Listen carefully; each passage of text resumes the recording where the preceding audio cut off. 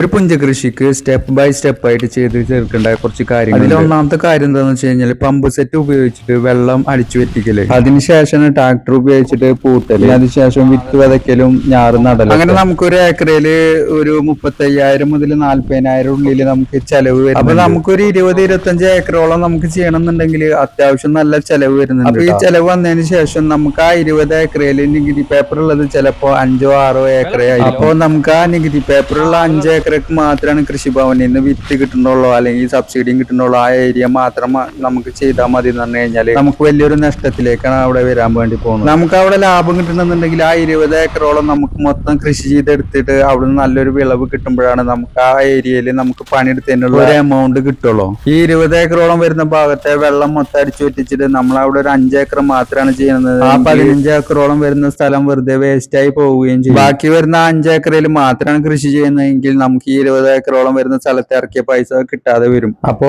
ചില ഏരിയക്ക് അനുസരിച്ച് നമ്മൾ കൃഷി രീതിയിൽ ചെറുതായിട്ട് ചില മാറ്റങ്ങളൊക്കെ വരുത്തേണ്ടി വരും.